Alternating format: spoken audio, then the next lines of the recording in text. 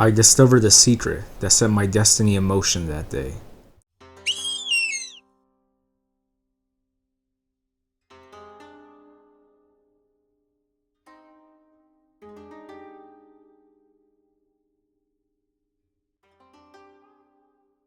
It was an ordinary day, or so I thought as I proceeded down the crowded streets.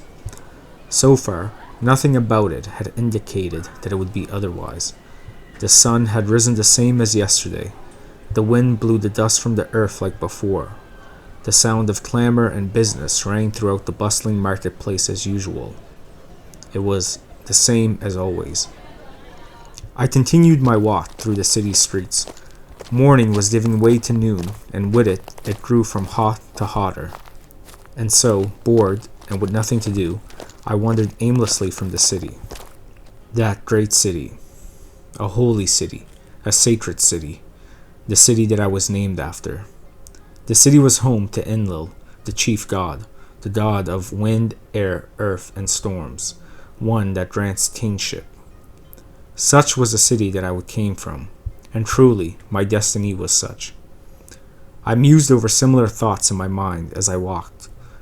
Soon the golden stone streets of the city faded into just the dusty ground, and the buzz of noise dimmed further and further as the rushing sound of the river grew to replace it. That flowing sound of the river had always been soothing to me. I walked along its banks for a while, before I turned to look at the great city in its entirety. The walls stood strong and proud, its many temples grand and imposing. One in particular, the pinnacle of all the temples, the great ziggurat, Iker Temple, where Enlil dwelt. Magnificent it stood, commanding obedience and reverence, filled with pride and dignity, a great monument for a great city. A feeling overcame me at that moment, hard to explain. It was a yearning, a desire, a wonder at what man had built, a wonder for what type of man it was to imagine and build such a monument, a desire to become great as such a man, and a yearning to conquer and control such a great city. I let the emotions pass as I picked up some rocks and threw them in the water. My focus now on trying to reach the bank of the other side of the river. But still, thoughts occupied my mind. I glanced up and gazed afar off into the distance.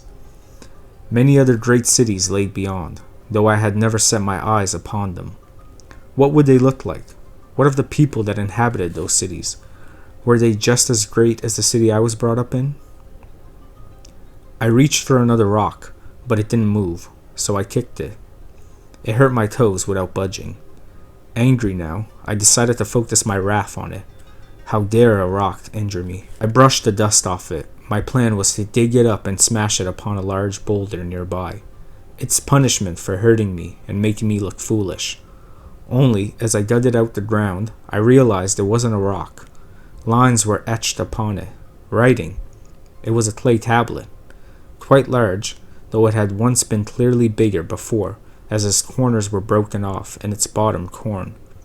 Still, it was in mostly good condition and clearly readable.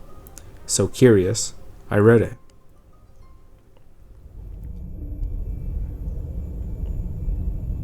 That night, I laid in bed thinking about what I discovered. What had I stumbled upon? Finally, sleep overcame me and I dreamt.